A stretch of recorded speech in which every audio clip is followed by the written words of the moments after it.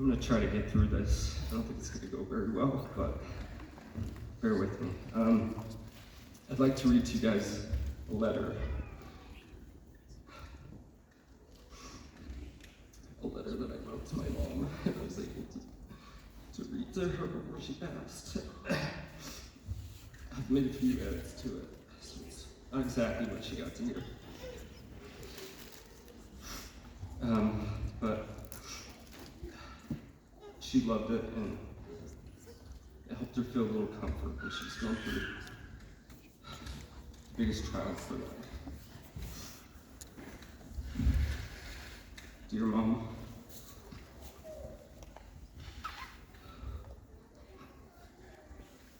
I don't know if I shared the same love that you have for music, but I will never forget your beautiful voice and your passion for music. You have the voice of an angel. I remember being at a chapel in Bakersfield as you sang Time to Say Goodbye and experiencing chills for the first time. I had to have been 3 or 4 years old. To me, in that moment, time stood still. Your face was beautiful. I was so proud. I was so proud to be your son, especially as I looked around the chapel and I saw tears pouring from everyone's eyes. Part of your character I have grown to admire the most is that you are a master peacekeeper. My first memory of this trait is a fun one. Me and Brig were in the back seat of the car fighting over different Happy Meal toys from McDonald's. Maybe they were Pokemon, I don't remember. But he had the one that I wanted.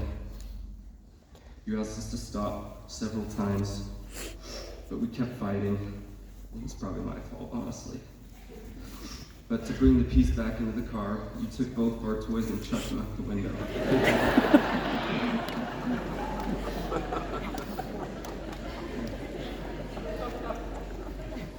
I quickly learned that keeping peace around you wasn't an option. I later saw this when Molly moved into our house. She was a teenager. As I grow older, I realized that she was having turmoil in her life, and she needed peace. And being with her big sister was a no-brainer. I saw it again when my cousin David moved in with us. I can't even count the times that you've had to reel our dad back to keep peace, but I've seen every single one of them. This peace has kept our family strong and is the glue that holds us together. Mom, you've taught me. You've taught me that one of the most important ways to love is consistency. Every Sunday night, when I was on my mission, you would write a big long email and spend countless hours updating me on the family and on family's lives and on your life, and also share pictures and updates. When I had a hard week, I would be tossing and turning in bed, hardly able to sleep on a Sunday night, because I was so excited to finally feel wanted and loved after some of the hardest and longest weeks of my life. I was like a little kid on Christmas Eve. One of my biggest insecurities in life has always been feeling loved and wanted. You've always made me feel loved and wanted. You've always been there to curb any insecurities I've had. I know I'm not the only one that you've done this for. The lives you've touched and the people you've made feel loved and wanted are endless. One of the most important lessons you taught me in life is that you will win some and you will lose some. Wrestling has always been such a huge part of our lives. It has caused a lot of pain and brought us some of our greatest joys.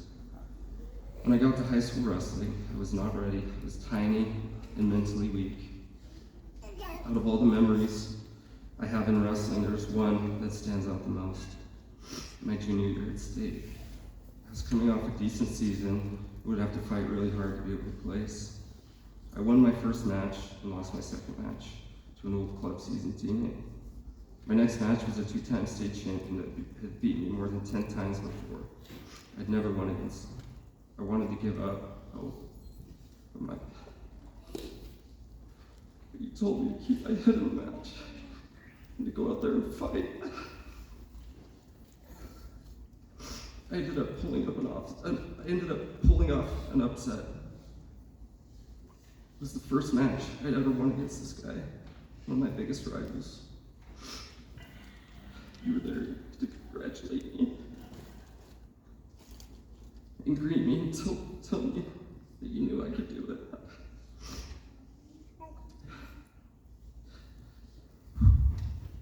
The euphoria didn't last long, as I overlooked my next opponent and ended up losing in the blood round.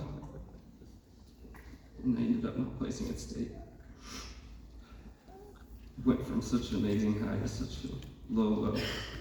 At that point in my life, it felt like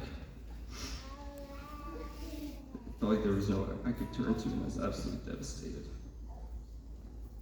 You were there to comfort me and help me learn that you win some and you lose some, and to keep my head up. You were at every single wrestling match of mine. And I'll never forget the Subway sandwiches with the blueberry bagels and strawberry cream cheese that you would bring us after a hard wait. You were always there for us. A really close friend of mine, just a week before Mom's passing, told me a story contemplating his own mortality that I was able to share with my mom just 2 days before she passed. Are the trees and the wildflowers afraid to die?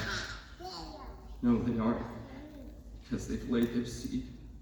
They've fulfilled their life's mission. They gladly pass the baton.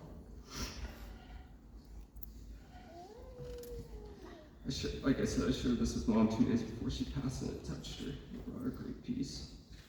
I know she was really sad to be going out like she did. She had a lot planned for herself, and she lives on through all of us. Through Greg, me, Micah, Blythe, Tucker, Berkeley Anna, Ace, and Frankie Joy. She has also planted seeds in the hearts of everyone here and everyone that knows her. And there's no way we can measure it. She is so loved and lives such a beautiful life. You've taught me so much, Mom, and I will forever be grateful. Your memory will always live on with me, and I will always try to honor it every day of my life. The only thing you didn't teach